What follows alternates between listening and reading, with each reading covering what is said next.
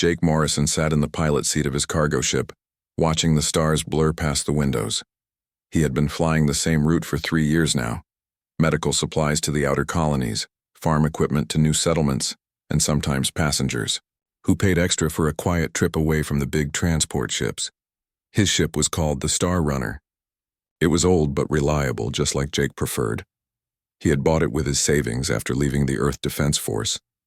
Military life had been too full of rules and politics for his taste. Now he was his own boss, even if the pay was not great. The navigation computer beeped. Jake looked at the screen and frowned. Something was wrong with the hyperspace readings.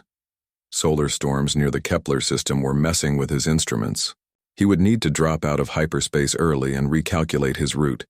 Jake pulled the hyperspace lever. The stars stopped moving and became points of light again. But something was very wrong. Dead ahead was a massive ship, dark gray with the symbol of the Galactic Authority painted on its side. It was a prison transport 10 times bigger than his little cargo ship. "Oh no," Jake said out loud. The 2 ships were going to crash. Jake grabbed the controls and turned hard to the right. The Star Runner shook as its engines strained. The prison ship tried to turn too, but it was too big and slow. The ships hit each other with a loud crash that echoed through both hulls. Warning lights flashed on Jake's control panel. His ship was damaged but still flying.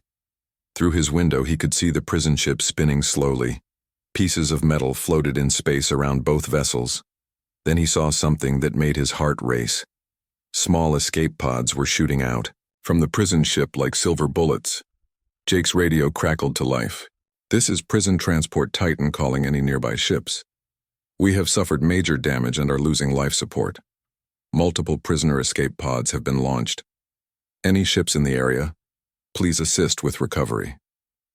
Jake stared at the escape pods floating in space. He knew he should call the Galactic Authority and report the accident. But some of those pods might have people inside who were dying. He could not just leave them. He flew his ship toward the nearest pod and used his cargo bay to pull it inside. The pod was small and silver, with a small window on top. Jake put on his emergency suit and went to check on whoever was inside. When he opened the pod, he found a woman inside. She was unconscious but breathing. She had pale skin and pointed ears like the elves he had heard about but never seen. Her hair was white as snow, and she wore a simple gray prison uniform. She looked weak and thin, like she had not eaten well in a long time. Jake carried her to his ship's medical bay and put her on the bed. He checked her pulse and breathing. Everything seemed normal, so he decided to let her rest while he fixed his ship and got away from the area. He did not want to answer questions from Galactic Authority investigators. It took Jake 2 hours to repair the worst damage to his ship. When he was done, he heard movement from the medical bay. The woman was awake and sitting up on the bed. Her eyes were a strange silver color that seemed to glow in the dim light. "Thank you," she said in a soft voice. "You saved my life." "What is your name?" Jake asked. "I am Zara," she replied. "I was a prisoner on that ship. They said I was guilty of crimes against the state, but I was only trying to help people." Jake nodded. He had heard stories about the Galactic Authority arresting people for small crimes or for speaking against the government. Many people in the outer colonies did not trust the authority anymore. "Where were they taking you?" Jake asked. "To a prison planet in the core systems," Zara said. "I would never have been seen again." Jake felt sorry for her. She seemed so small and helpless. Her story sounded like many others he had heard from people running from authority justice. "I am going to Frontier Station Beta 7, Jake said. "You can catch a transport ship there to wherever you want to go." Zara smiled for the first time since waking up. "Thank you again. You are very kind." For the next 6 hours, they traveled together toward the Frontier Station. Zara told Jake more about her life. She said she had been a teacher on a small colony world. When the authority raised taxes so high that people could not afford food, she had organized protests. That was when they arrested her for terrorism. Jake believed her story. He had seen how the authority treated people in the outer colonies. They took resources but gave little back in protection or services. When they reached Frontier Station Beta 7, Jake docked his ship at the public port. The station was busy with traders, miners, and travelers from dozens of different worlds. Jake and Zara walked together toward the passenger terminal where she could buy passage on another ship. But as they walked through the main corridor, Jake saw something that made his blood turn cold. On a large screen showing news from across the galaxy, he saw Zara's face. But the name under the picture was not Zara. It said Zara Night Whisper, the ghost of the Outer Rim, wanted dead or alive, 50 million credits. The news report said she was responsible for killing 3 Galactic Authority admirals and freeing thousands of prisoners from 12 different prison worlds. She was called the most dangerous criminal in the galaxy. Jake looked at the woman walking beside him. She seemed so quiet and peaceful. But the woman on the screen was described as a master assassin who could kill without being seen or caught. Zara, Jake said quietly. She looked at him and saw his face. Then she looked at the screen. Her silver eyes became hard and cold. And, for the first time, Jake could believe she might be dangerous. Now you know the truth, she said. Jake stared at Zara, his mind racing. The woman next to him was worth 50 million credits to the Galactic Authority. That was enough money to buy a whole fleet of ships and live like a king for the rest of his life. But she had seemed so helpless when he found her. "Are you going to turn me in?" Zara asked. Her voice was calm, but Jake could see her muscles getting ready to run or fight. Before Jake could answer, a voice behind them said, "I would not do that if I were you." They turned around and saw 2 women walking toward them. One was human with dark hair and brown skin. She wore the kind of clothes that traders and smugglers liked, practical but expensive. The other woman had blue skin and silver eyes. Strange metal pieces were attached to her head and arms, making her look half human and half machine. "My name is Luna Rodriguez," said the human woman. "This is my friend Kira Veltar. We know who both of you are." Jake felt his heart beating faster. If these women knew about Zara, they might want the reward money too. "Do not worry," Luna continued. "We are not here to collect bounties. We want to offer you both a deal." "What kind of deal?" Jake asked. "The kind that might save your life," said Kira. Her voice had a strange electronic sound to it. "Galactic Authority security forces are already on their way to this station. Someone recognized Zara from the news reports." Luna nodded. "You have maybe 10 minutes before this place is crawling with soldiers. You need to leave now." "Why should we trust you?" Jake asked. "Because we hate the Galactic Authority as much as Zara does," Luna replied. "And because we have information that might interest you both." Zara stepped forward. "What information?" "Not here," Kira said, looking around nervously. "Too many ears listening. But I will tell you this. Those 3 admirals that Zara supposedly killed, they were not the good guys the news makes them out to be." Jake looked at Zara. She was studying the 2 women carefully, like she was trying to decide if they were telling the truth. "We need to go," Zara said finally. "Jake, I understand if you want to leave me here. This is not your fight." Jake thought about his quiet life as a cargo pilot. He thought about the 50 million credit reward. Then he thought about all the stories he had heard about the Galactic Authority hurting innocent people in the outer colonies. "No," he said. "We go together." The 4 of them hurried back to Jake's ship. As they walked, Luna explained that she was an information broker who sold news and data to people who needed it. Kira was an engineer who fixed ships and equipment for anyone who could pay. "We have been watching the Authority for years," Luna said as they climbed aboard the Star Runner. "They are not the peacekeeping force they pretend to be." Jake started the ship's engines and requested permission to leave the station. The control tower gave him clearance, and he flew away from Frontier Station Beta 7 as fast as his ship could go. Once they were safely in hyperspace, the 4 of them gathered in the ship's small common room. Zara sat across from Jake while Luna and Kira sat together on the other side of the table. "Now tell us the truth," Jake said to Zara. "All of it." Zara was quiet for a long moment. Then she began to speak. "I was not a teacher," she said. "I was a special operations officer for the Galactic Authority, one of their best. They sent me to worlds that were causing trouble, and I made the trouble go away."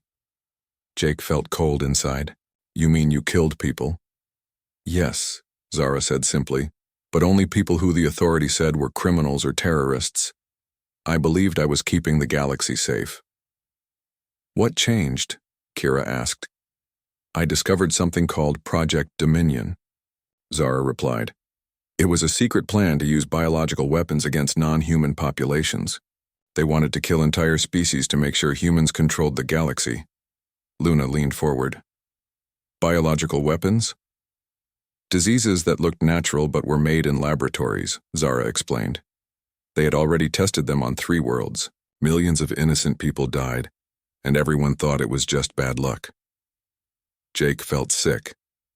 And when you tried to stop them? They said I was a traitor. They tried to arrest me, so I ran. Everything I did after that, freeing prisoners, attacking authority ships, was to gather evidence and save people who knew the truth. Those 3 admirals you killed, Kira said. They were part of Project Dominion? Zara nodded. Admiral Kane was the leader. She is still alive and still running the project. The other 2 were her assistants. They were planning to use the biological weapons on the Andorian homeworld next. Kira's blue skin became darker with anger. She was Andorian, and those were her people Zara was talking about. We have to stop them, Kira said. How? Jake asked. We are just 4 people against the whole Galactic Authority. We find proof, Luna said. Real evidence that we can show to the galaxy. When people see what the authority is really doing, they will rise up against them. And where do we find this proof? Jake asked. There is a data storage facility on the mining world Kepler 442b, Zara said. All the Project Dominion research is kept there. If we could get inside and copy the files, that is a heavily guarded military facility, Kira pointed out. I know, Zara said. I helped design the security systems when I worked for them. Jake looked around the table at the 3 women. A week ago, his biggest worry was making enough money to pay for ship repairs. Now he was talking about breaking into a secret military base to steal evidence of genocide. This is crazy, he said. Yes, Luna agreed. But it is also the right thing to do. Jake thought about all the innocent people who had died from the authority's biological weapons. He thought about the colonies in the Outer Rim that lived in fear of authority tax collectors and security forces. He thought about Zara, who had given up everything to try to save people she did not even know. Okay, he said finally. What do we need to do? Zara smiled, and for the first time since he met her, Jake could see the dangerous woman from the news reports in her silver eyes. First, we need better weapons and equipment, she said. Then we need to find other people who hate the authority, as much as we do. And then we are going to show the galaxy what their government is really doing to innocent people. Jake looked out the window at the stars rushing past his ship. His quiet life as a cargo pilot was over. Now he was a rebel and a criminal, wanted by the most powerful organization in the galaxy. But somehow he felt more alive than he had in years. 3 months had passed since Jake first met Zara. His ship, the Star Runner, now looked very different. Kira had added new weapons, better shields, and faster engines. What used to be a simple cargo ship was now ready for war. Their team had grown too. Amy Chen, a former Authority intelligence officer, had joined them after faking her own death to escape retaliation. She was small and quiet, but she knew how to find information that others wanted to keep hidden. Vera Blackwood, a tough human mercenary, had also joined after the Authority killed her crew during a colonial uprising. Together, they called themselves the Phantom Cell. The name had started as a joke, but now it was whispered across a dozen star systems. They had raided 6 Authority facilities, stolen tons of medical supplies for colonies affected by biological weapons, and broadcast evidence of Authority crimes across the galaxy. Jake found himself becoming the leader of the group, even though he had never wanted the job. The others looked to him to make the hard decisions, and somehow he always seemed to know what to do. His relationship with Zara had changed too. They were no longer just partners by accident. They trusted each other completely, and Jake realized He was falling in love with the deadly elf woman who had turned his life upside down. "Jake, you need to see this," Amy said, looking up from her computer screen. They were hiding in an old mining station in the asteroid belt, planning their next mission. Jake walked over to Amy's workstation. On the screen was a message that had been sent using secret authority communication codes. "What is it?" Jake asked. "A list of prisoners being held at a black site facility," Amy replied. Her voice was shaking. "My sister Marie is on the list." Jake read the message carefully. The facility was called Detention Center Alpha 9, and it was hidden on a moon in the Vega system. According to the message, the prisoners were being held as leverage against family members who might speak out against the authority. "It is a trap," Vera said from across the room. "They know we monitor their communications. They want us to try a rescue so they can capture us." "Maybe," Zara said, cleaning one of her weapons. "But we cannot leave innocent people in authority prisons just because it might be dangerous." Jake looked at Amy. Tears were running down her face as she stared at her sister's name on the screen. Marie was only 19 years old, fresh out of college. She had been arrested 3 weeks ago for conspiracy to commit terrorism, which probably meant she had asked too many questions about her sister's disappearance. "We vote," Jake said. "Everyone gets a say. Amy, you too, even though it is your sister." One by one they voted.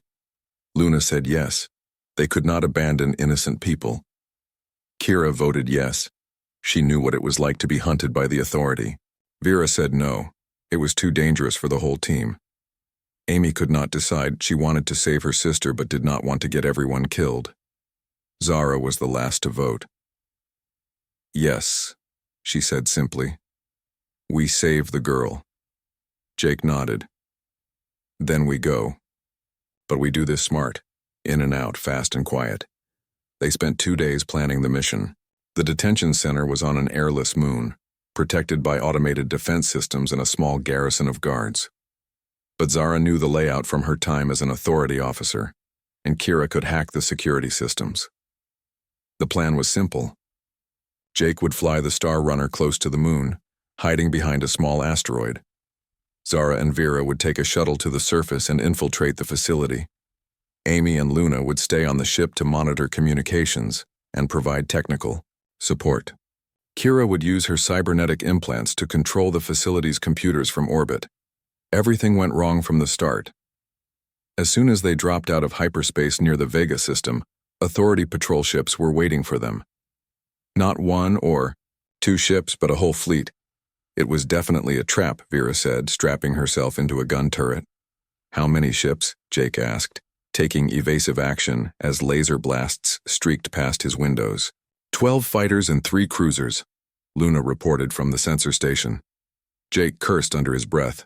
His ship was fast and well armed now, but it could not fight that many enemies at once. "We run," he decided. "What about my sister?"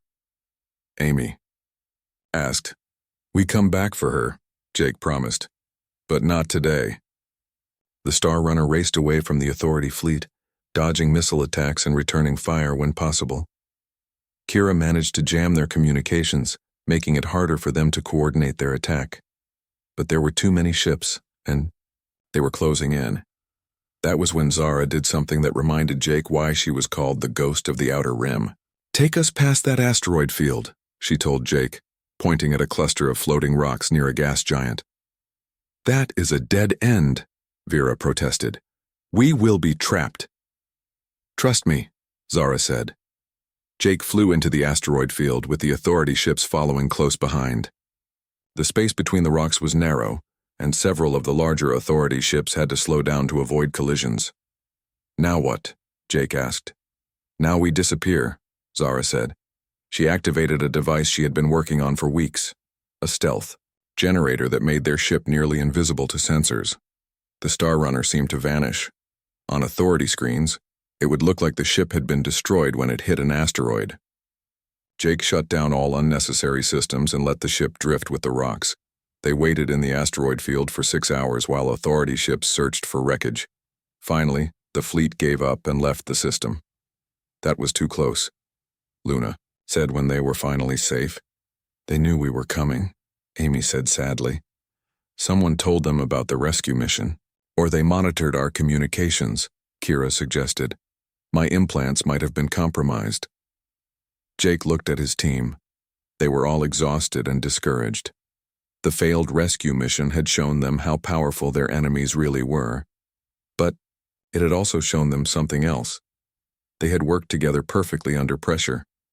Even facing impossible odds, they had trusted each other and found a way to survive. We will get your sister back, Jake told Amy. But first we need to be smarter and stronger. Over the next month, they changed their tactics. Instead of big raids on authority facilities, they focused on building a network of allies. Luna used her contacts to spread their message to smugglers, traders, and colonial leaders. Kira shared authority intelligence with resistance groups on dozens of worlds. Amy recruited other authority defectors who were tired of serving a corrupt government. Their biggest success came when they convinced Captain Sarah Martinez, an authority patrol ship commander, to switch sides. She brought her entire crew and ship with her, doubling their military power overnight. The media started calling them the Free Galaxy Alliance. What had started as 6 people on one ship was becoming a real rebellion. But their success also made them more dangerous to the authority. Admiral Kane assigned her best agent, Commander Lisa Hart, to hunt them down personally. Hart was everything. Zara used to be a loyal soldier who followed orders without question. The hunt was about to begin in earnest. Jake looked around the bridge of the Star Runner as they prepared for their next mission. His team had become like family to him. Luna with her quick smile and quicker mind, Kira with her calm wisdom and technical brilliance, Amy with her fierce loyalty and hidden strength, Vera with her warrior's heart and protective instincts, and Zara, beautiful and deadly, who had taught him that sometimes the right thing to do was also the hardest thing to do. They were the galaxy's most wanted criminals now, but they were also its best hope for freedom. 1 year after Jake first rescued Zara from the escape pod, everything had changed. The Free Galaxy Alliance now had over 200 ships and fighters from dozens of different worlds. What started as a small group of rebels had become a real threat to galactic authority control. Jake stood on the bridge of their new headquarters ship, the Liberty's Dawn. It was a converted passenger liner that Luna had acquired through her smuggling contacts. Now it served as a mobile command center for their growing rebellion. Status report, Jake said to his team. Amy looked up from her intelligence station. We have confirmed reports of biological weapon attacks on 4 more worlds. The Zephyrian colony in the Arcturus system lost 60% of its population last week. The authority is calling it a natural plague. Jake felt anger burning in his chest. For months they had been trying to stop Project Dominion, but the authority kept finding new ways to use their terrible weapons. Any good news? He asked. Actually, yes, Luna said with a smile. The colonial government on New Texas has officially joined our alliance. That gives us control of 3 entire star systems. Kira nodded from her engineering station. And I have finished upgrading our stealth technology. We can now hide ships as large as cruisers from authority sensors. Vera walked onto the bridge carrying a data pad. Our strike teams have successfully evacuated 12,000 civilians from authority biological weapon test sites. We have also captured enough medical supplies to treat the infected populations on 6 worlds. Jake smiled. In the early days, every small victory had felt like a miracle. Now they were saving thousands of lives and liberating entire planets.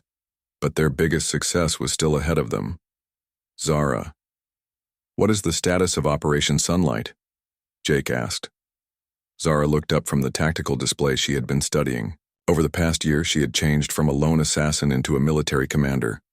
She now led a force of over 50 special operations teams from a dozen different species. We are ready, she said. Intelligence confirms that the main Project Dominion research facility is located in the Tau Ceti system. Just as we suspected, it is heavily defended, but not impossible to assault. How heavily defended? Jake asked. 2 battle fleets, orbital, defense platforms, and a garrison of 10,000 soldiers, Amy reported. plus automated weapon systems and energy shields protecting the facility itself. Vera whistled. That is a lot of firepower. It is also their most important facility, Zara explained. If we can destroy it and capture their research data, we can prove to the entire galaxy what the Authority has been doing. More importantly, we can develop cures for their biological weapons. Jake studied the tactical display. The Tau Ceti system was deep in Authority space, surrounded by military bases and patrol fleets. Getting there would be dangerous enough. Fighting their way to the research facility would be nearly impossible, but they had to try. Every day they waited, more innocent people died from Authority biological weapons. What about Amy's sister? Jake asked. Any word on Marie? Amy's face became sad. She is being held at the research facility. The Authority is using her as a test subject for new biological agents. The room became quiet. They all knew what that meant. Marie was probably already infected with experimental diseases. Even if they rescued her, she might not survive. Then we definitely go, Jake said. We save Marie and destroy the facility. It is a suicide mission, Vera pointed out. Maybe, Zara said. But sometimes the only way to win is to risk everything. They spent the next 2 weeks preparing for the assault. Every ship in their fleet was upgraded with the best weapons and defenses they could find. Kira worked day and night to perfect their stealth technology. Luna coordinated with resistance groups throughout Authority space to create diversions that would draw enemy forces away from Tau Ceti. The plan was complex but simple in concept. The main fleet would attack the outer defenses while small stealth teams infiltrated the research facility. Jake would command the space battle from the Liberty's dawn. Zara would lead the ground assault with Amy, Vera, and 50 of their best fighters. 2 days before the attack, Jake and Zara stood alone on the observation deck of their ship looking out at the stars. Are you scared? Jake asked. Terrified, Zara admitted. Not of dying, but of failing. So many people are counting on us. Jake took her hand. Over the past year, their relationship had grown from partnership to friendship to love. But they had never talked about the future because their lives were too dangerous and uncertain. Whatever happens tomorrow, I want you to know something, Jake said. Meeting you was the best thing that ever happened to me. Before you, I was just drifting through life without purpose. You showed me what it means to fight for something important. Zara smiled and kissed him gently. You saved my life in that escape pod. But more than that, you gave me hope. I thought I would always be alone, always fighting. You taught me that I could have friends, people who cared about me. They held each other as the stars moved past their ship, both knowing that tomorrow might be their last day together. The battle began at dawn. Ship time. The Free Galaxy Alliance fleet dropped out of hyperspace at the edge of the Tau Ceti system and immediately came under attack from Authority patrol ships. Jake coordinated the space battle from the Liberty's dawn, while Zara and her team approached the research facility in stolen Authority shuttles. The plan was working. Most of the Authority fleet was focused on the main battle, leaving the facility lightly defended, but Admiral Kane had been expecting them. Jake, we have a problem. Amy's voice came over the communication system from inside the facility. This place is a trap. There are no research labs here, just prison cells and execution chambers. Jake felt cold fear in his stomach. What do you mean? The real facility is hidden on the other side of the system. Zara's voice joined the conversation. This is just a decoy designed to lure us into a trap. Before Jake could respond, Authority reinforcement fleets began dropping out of hyperspace around them. Not just a few ships, but hundreds. Admiral Kane had assembled the largest military force in galactic history to destroy the Free Galaxy Alliance once and for all. All ships prepare for emergency jump to hyperspace, Jake ordered. We cannot leave without Amy's sister, Vera protested over the radio. Marie is not here. Amy's voice was full of pain. Kane moved her to the real facility weeks ago. This whole thing was designed to capture or kill us. Jake looked at the tactical display. Authority ships were surrounding them from all directions. Even with their superior speed and stealth technology, Most of their fleet would not escape. But maybe they did not need to escape. Maybe they could turn Kane's trap against her. "Belay that order," Jake said. "All ships, prepare for full assault. We are going to end this war today." "Jake, what are you doing?" Zara asked. "Something crazy," Jake replied. "Luna, contact every resistance group in the galaxy. Tell them to attack Authority facilities everywhere at the same time. Amy, broadcast everything we know about Project Dominion on all frequencies. Kira, disable the Authority's communication system so they cannot coordinate their forces." "And what are we going to do?" Vera asked.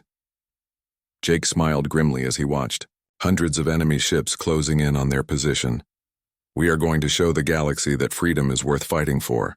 The battle for Tau Ceti became the largest space fight in galactic history. Hundreds of ships from both sides filled the void between planets, their weapons lighting up the darkness like deadly fireworks.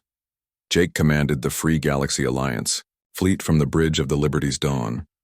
Around him, his crew worked frantically to coordinate attacks and defenses across dozens of ships.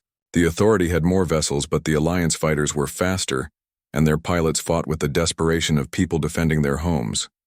"Direct hit on Authority cruiser Vengeance," Luna reported from the communication station. "Their shields are down. Tell Strike Team 7 to finish them off," Jake ordered. "How are our casualties?"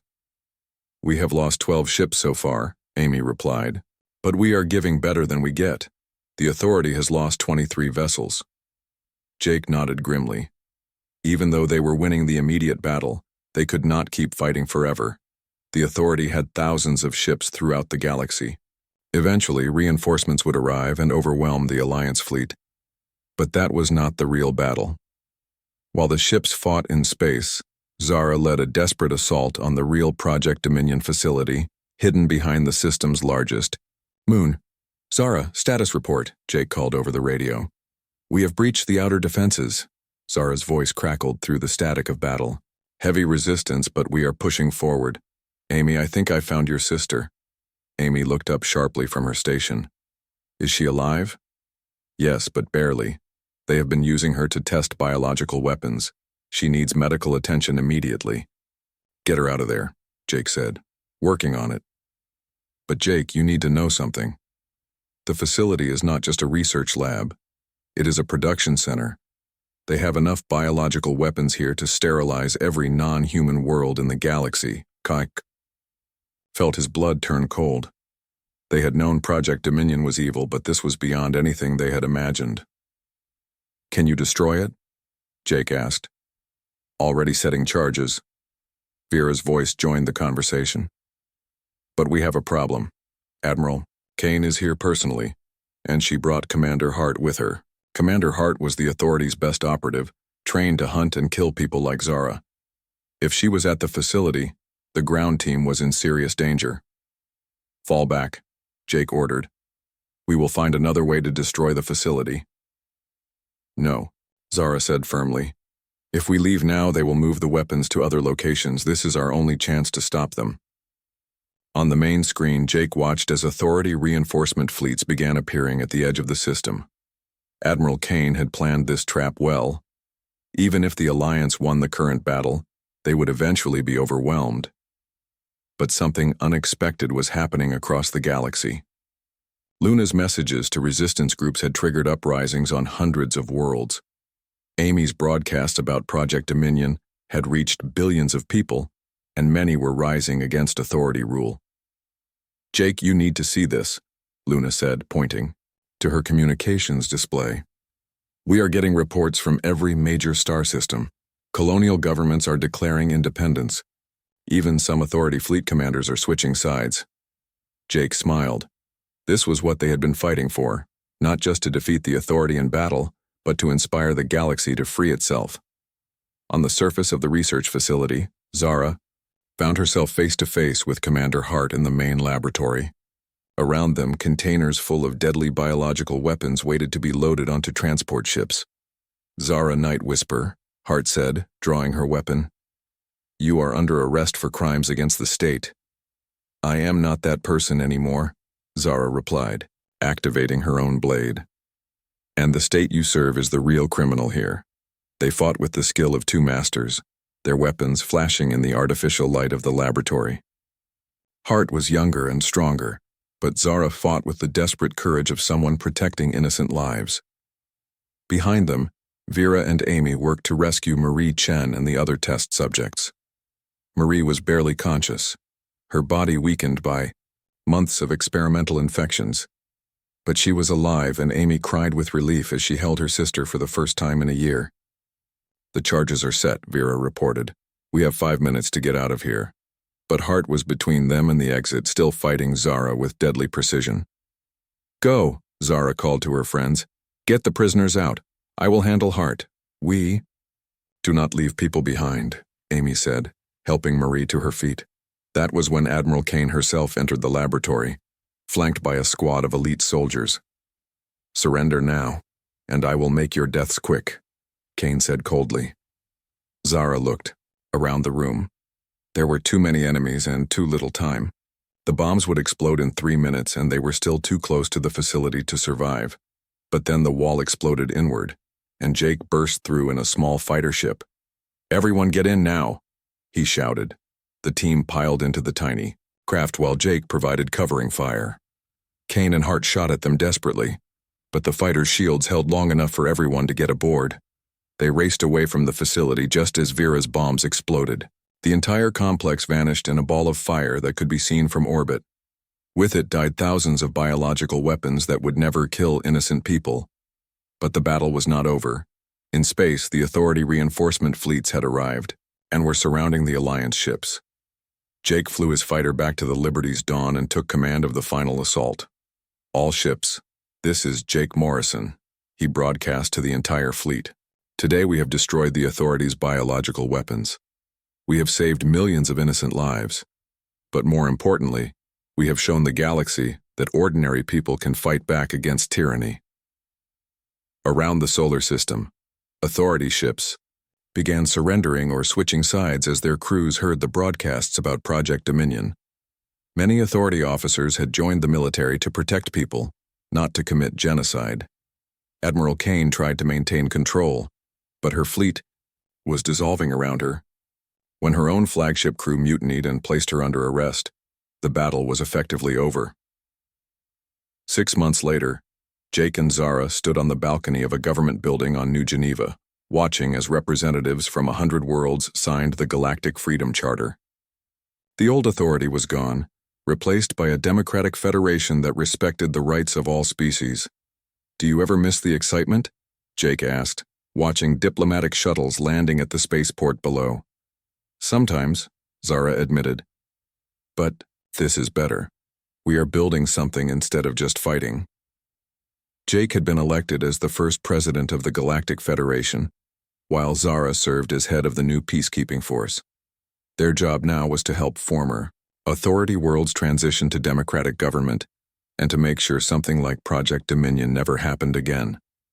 Amy had been reunited with her sister, who was slowly recovering from her ordeal as a test subject. Both women now worked for the Federation's new intelligence service, which focused on protecting people instead of spying on them. Luna had become the Federation's Secretary of Commerce, using her smuggling contacts to establish legitimate trade networks between worlds. Kira served as the head of the Technology Development Council, making sure that advanced weapons could never again be used against civilian populations. Vera had founded the Federation Marines, a volunteer force dedicated to protecting colonies on the frontier. Her troops were known for their courage and their absolute refusal to harm innocent people. But their greatest success was simpler than any of their official duties. They had proven that people from different worlds and different species could work together for the common good. "Jake, Zara," Amy called from inside the building. "We are getting reports of slave traders operating beyond the galactic rim. Worlds that have never encountered human technology are being attacked." Jake and Zara looked at each other and smiled. Their work was not finished. "Looks like we have another mission," Jake said. "Just like old times," Zara agreed. They walked back inside to meet with their team. Outside, the stars shone down on a galaxy that was finally free. And somewhere among those stars, the crew of the Star Runner was getting ready for their next adventure. The war against tyranny was over. But The fight for justice would never end. And that was exactly the way Jake Morrison and Zara Nightwhisper wanted it.